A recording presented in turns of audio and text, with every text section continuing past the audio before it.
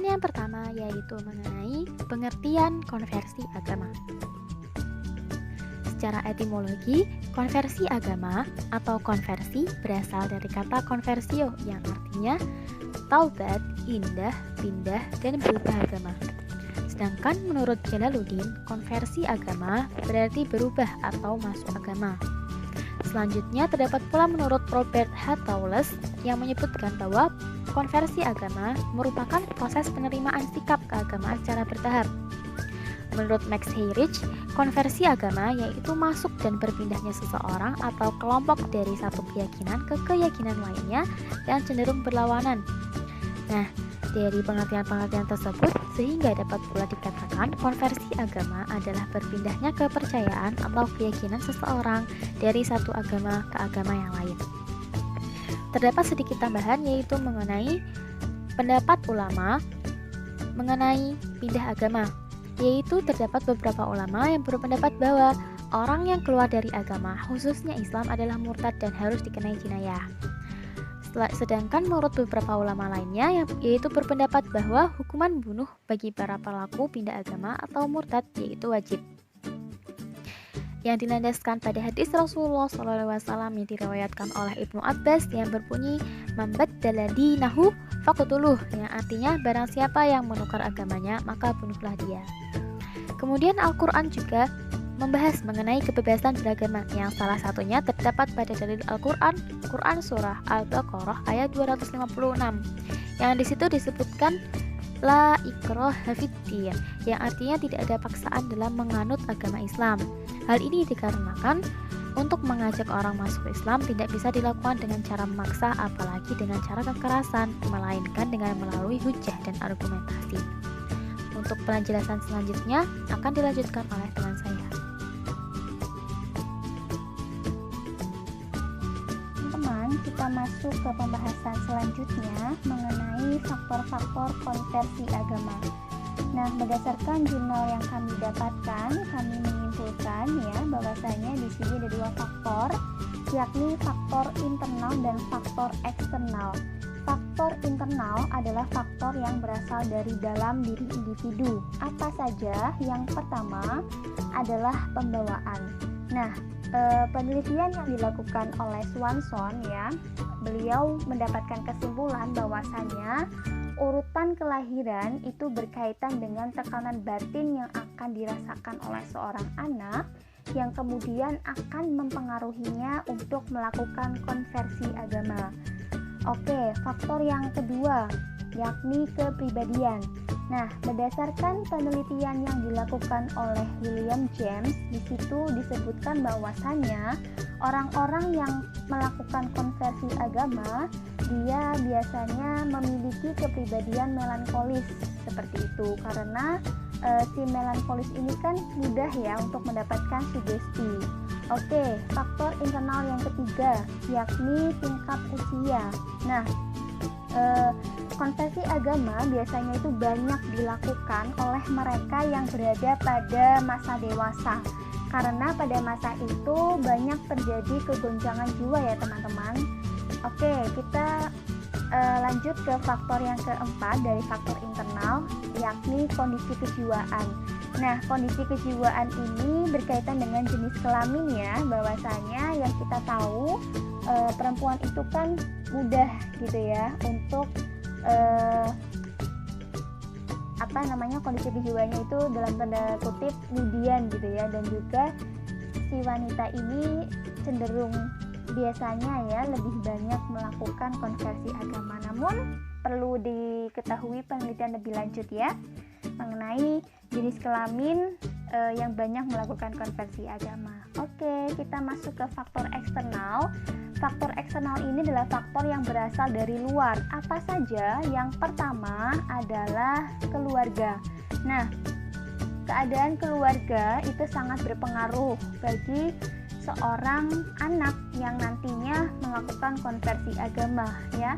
Jika dirinya itu berada dalam keluarga yang hancur, berantakan atau broken home gitu ya, maka akan timbul batinnya itu tertekan seperti itu, yang kemudian nantinya akan mencari pelarian dengan jalan salah satunya melakukan konversi agama seperti itu. Nah, faktor eksternal yang kedua adalah lingkungan. Selain keluarga, lingkungan juga mempengaruhi seseorang untuk melakukan konversi agama seperti itu. Lingkungan ini berkaitan dengan di mana seseorang itu tinggal, ya. Ketika kita tinggal di lingkungan yang memberikan feedback positif, gitu ya, maka cenderung jiwa keagamaannya itu kuat. Nah, di sini juga lingkungan berkaitan dengan proses sosialisasinya, ya. Dan sebaliknya teman-teman, apabila kita hidup di lingkungan yang memberikan feedback negatif, jadi tidak care terhadap kita, acuh tak acuh gitu ya, maka tidak menutup kemungkinan akan memberikan dampak bagi kita batin yang tertekan gitu ya, lagi-lagi yang kemudian akan melakukan konversi agama. Oke, faktor eksternal yang selanjutnya adalah perubahan status. Nah, di sini apa saja perubahan statusnya? Yang pertama pernikahan, ya. Biasanya orang yang akan menikah yang dengan lain agama pasti salah satunya akan mengorbankan ikut ke agama si pasangannya, seperti itu. Nah, perubahan status yang kedua di sini berkaitan dengan perceraian, terus kemudian juga ada keluar dari pekerjaan, dari suatu kelompok dan lain sebagainya, ya. Oke, lanjut ke faktor eksternal yang keempat. Di sini berkaitan dengan kemiskinan. Kemiskinan ini kan kondisi ekonomi yang kurang, ya teman-teman. Biasanya orang-orang yang dalam tanda kutip, mohon maaf, itu miskin akan mencari cara untuk bisa terlepas gitu dari kondisinya itu. Dan biasanya ketika diiming-imingin untuk pindah atau memeluk agama lain, pasti mau, ya, seperti itu, yang menjanjikan memberi pembebasan terhadap kondisinya. Dan faktor eksternal yang terakhir adalah berkaitan dengan pendidikan. Nah, ini di status banyaknya sekolah-sekolah yang didirikan gitu ya, karena di dalamnya juga banyak siswa yang akan masuk ke agama di mayoritas teman-teman yang mengikutinya, seperti itu. Terima kasih. Kembali lagi bersama saya. Di sini akan melanjutkan mengenai masih dalam faktor. Di sini menurut Zakiyah Darajat ada beberapa faktor yang mempengaruhi seseorang melakukan konversi agama. Oke, ya, di sini yang pertama adalah mengenai pertentangan batin dan ketegangan perasaan. Nah, orang-orang yang mengalami tegangan batin gitu ya, seperti ya tegang gitu kan ya, gelisah, kegoncangan jiwa, mungkin dengan kepercayaan yang lama, nantinya ingin mencari pelarian ke arah yang lebih baik, dan salah satu jalannya mungkin melakukan konversi agama, seperti itu. Oke, kemudian faktor yang kedua di sini mengenai pengertian hubungan dengan tradisi agama. Maksudnya apa? Maksudnya seperti ini. Pendidikan agama yang telah diberikan oleh orang tua dan agama-agama yang berkembang di lembaga masyarakat atau lingkungan sekitar yang kemudian dalam tanda kutip itu berbeda sehingga memunculkan kebingungan gitu ya, maka nanti dari diri seseorang tersebut itu akan mencari mana yang benar dan kemudian mereka akan menekuni atau mendalaminya, seperti itu. Kemudian faktor yang ketiga adalah berkaitan dengan ajakan dan sugesti, ya. Kedua hal ini tuh berkaitan seseorang yang akan melakukan konversi agama, ya. Sugesti ini akan mudah diterima ketika seseorang itu berada di dalam kondisi yang goncang. Nah, sehingga mereka anggap bahwasannya sugesti dan ajakan ini merupakan solusi dari keadaan mereka saat itu. Kemudian faktor yang keempat menurut Zakiyah Darajat adalah mengenai faktor emosional gitu ya. Nah, penelitian yang dilakukan oleh George di sini menyebutkan bahwasanya orang-orang yang melakukan konversi agama adalah mereka yang ketika berada di dalam emosi negatif, ya kayak tadi gelisah, marah, kecewa gitu ya, dalam kepercayaan lamanya atau yang sedang mereka jalani, seperti itu. Kemudian faktor yang kelima di sini berkaitan dengan faktor kemauan. Jadi tidak ada paksaan gitu ya seseorang yang melakukan konversi agama, dan justru adanya kesadaran dalam diri. Mungkin sudah menyadari bahwa kepercayaannya itu sudah tidak rasional gitu ya, dan kemudian mereka ingin beralih agama atau melakukan konversi agama. Pembahasan yang selanjutnya yaitu mengenai bentuk-bentuk konversi agama. Di sini terdapat teori Lewis yang membagi bentuk-bentuk konversi agama berdasarkan motif atau sebab seseorang melakukan konversi agama menjadi 6. Yaitu yang pertama, terdapat konversi intelektual, yaitu seseorang mencoba memahami agama yang ingin dituju melalui media, baik cetak maupun elektronik. Nah, dia ini juga terlibat aktif dalam ritual keagamaan maupun organisasi. Lalu selanjutnya, terdapat konversi mistik. Nah, konversi mistik ini bentuk awal dari konversi agama, terjadi secara mendadak. Jadi, dapat berupa penglihatan-penglihatan, bisikan-bisikan, atau pengalaman paranormal lainnya. Jadi, terjadi secara mendadak. Lalu yang ketiga yaitu konversi eksperimental. Konversi eksperimental ini jadi seseorang melakukan konversi untuk mencapai kelegaan batin dan disajikan beberapa pilihan agama yang akan dituju. Nah, biasanya konversi eksperimental ini dikarenakan di lingkungannya atau dalam keadaannya saat itu adanya kebebasan beragama yang lebih besar gitu. Jadi potensi untuk bebas untuk beragama itu lebih besar. Nah, di sini dia mencoba-coba pengalaman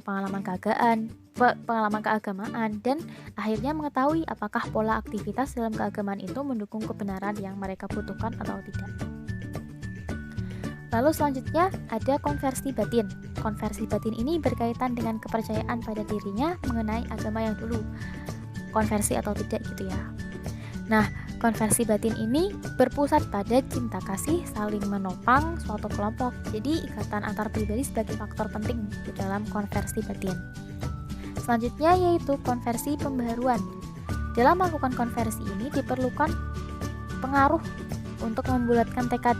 Jadi konversi pembaharuan ini diperlukan ketegasan dari luar yang meyakinkan seseorang untuk mempengaruhi perilakunya, apakah dia akan konversi agama atau tidak.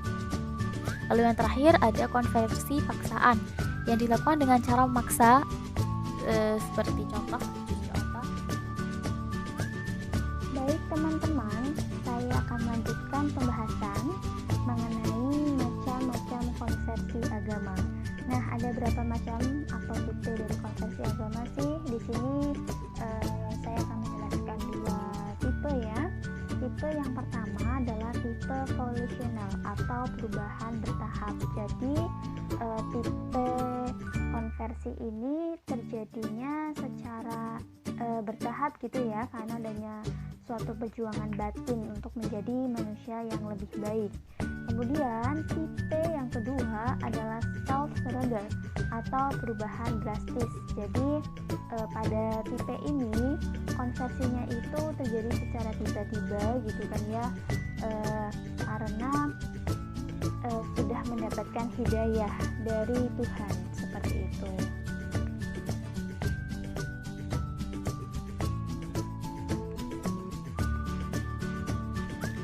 Materi selanjutnya adalah mengenai proses terjadinya konversi agama.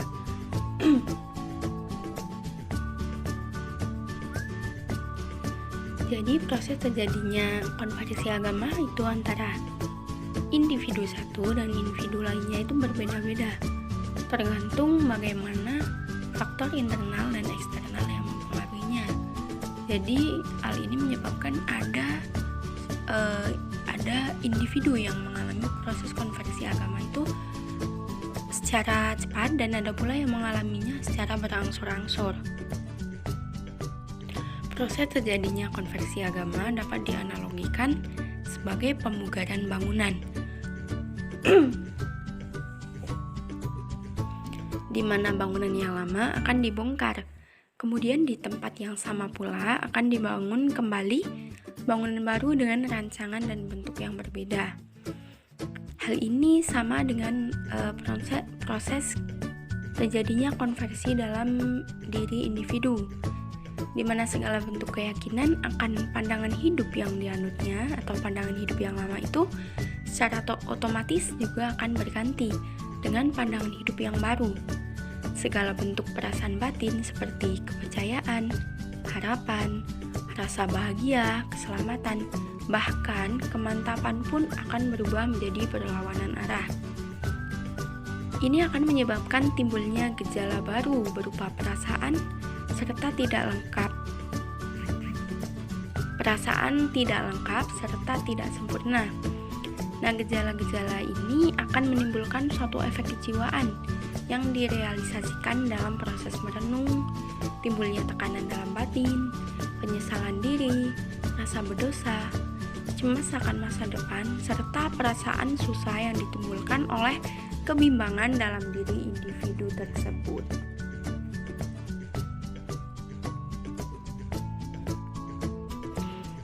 Nah, dalam konversi agama itu ada 5 tingkatan. Yang pertama itu masa tenang, kemudian ada masa ketidaktenangan, ada masa konversi itu sendiri, kemudian ada masa tenang dan tentram, dan masa ekspresi konversi.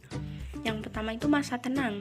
Dalam masa ini, kondisi jiwa seorang individu itu berada dalam kondisi tenang. Jadi, agama itu belum mampu mempengaruhinya, sehingga individu itu menunjukkan sikap acuh terhadap agama yang dianutnya. Kemudian berlanjut ke masa ketidaktenangan.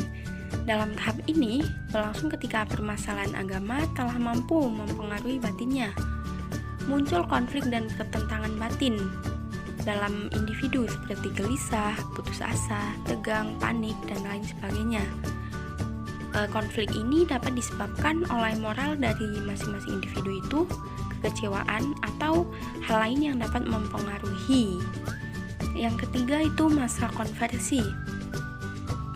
Tahapan ini terjadi ketika individu sudah mampu menentukan keputusan untuk memilih hal yang dianggap serasi atau timbulnya rasa pasrah dalam diri. Jadi, individu itu setelah mengalami kegoncangan batin yang mana hal itu sudah sampai pada puncaknya, maka terjadilah proses konversi itu sendiri. Individu dapat dengan tiba-tiba mendapatkan petunjuk, kekuatan serta semangat dalam diri individu itu sendiri. Kemudian ada masa tenang dan tentram. Tahap ini muncul ketika individu telah mampu mengambil keputusan sehingga tercipta suatu keputusan terhadap keputusan yang telah diambilnya. Jadi pada masa tenang dan tentram yang ini itu terjadi setelah individu mengalami proses konversi atau individu itu telah berpindah keyakinannya gitu.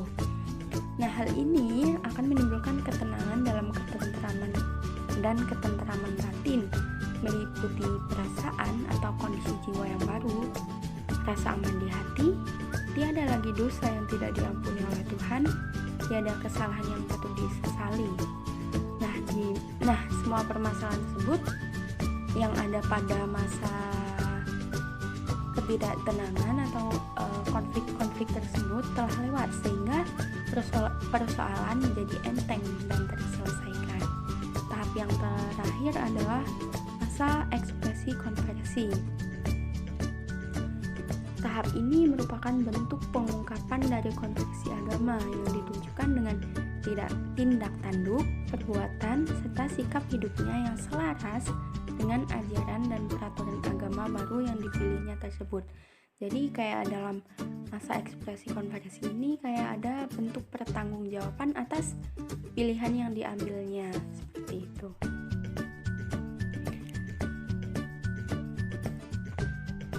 Materi selanjutnya adalah mengenai dampak konversi agama. Yang pertama, dampak konversi agama terhadap akidah dan ibadah. Jadi seorang yang melakukan konversi agama itu mereka cenderung jadi lebih tekun untuk mempelajari agama serta syariat-syariatnya. Kemudian yang kedua, dampak konversi agama terhadap bidang muamalah. Ajaran agama yang telah melekat pada diri individu akan mendorong individu tersebut untuk mengejar tingkatan kehidupan baik. Pengalaman dari ajaran agama akan tercermin dari pribadi yang mampu berpartisipasi dalam peningkatan mutu kehidupan tanpa mengharapkan imbalan. Nah, adanya keyakinan bahwa sesuatu yang dikerjakan akan mendapatkan imbalan dari Tuhan mengantarkan seseorang untuk berbuat baik tanpa meminta suatu imbalan secara material. Balasan berupa pahala dari Tuhan lebih didambakan oleh para pengikut agama yang taat. Apabila seseorang mampu meyakini dan menghayati suatu ajaran agama secara mendalam, maka hal tersebut secara langsung maupun tidak langsung akan berpengaruh juga pada tingkah laku seseorang dalam bertindak sesuai dengan ajaran yang dianutnya. Penerapan agama lebih menjurus kepada perbuatan bernilai akhlak yang mulia dan bukan untuk kepentingan yang lainnya. Kemudian yang ketiga itu dampak konversi agama terhadap kehidupan berumah tangga. Nah, seorang individu itu dapat merasa tersingkir dari lingkungannya. Hal ini disebabkan karena mungkin ada sebagian atau kebanyakan individu yang mengalami konversi agama ini tidak diterima oleh keluarganya. Jadi keluarganya itu kayak tidak ikhlas kalau anggota dari keluarganya itu ada yang berpindah keyakinan. Jadi mereka seperti mendiamkan, dan si individu yang mengalami konversi agama ini mereka jadi merasa tersingkir dari lingkungannya. Baik, kami cukupkan sampai di sini. Bermanfaat. Terima kasih atas perhatiannya. Mohon maaf atas segala salah dan kekurangan. Sampai jumpa kembali. Wassalamualaikum warahmatullahi wabarakatuh.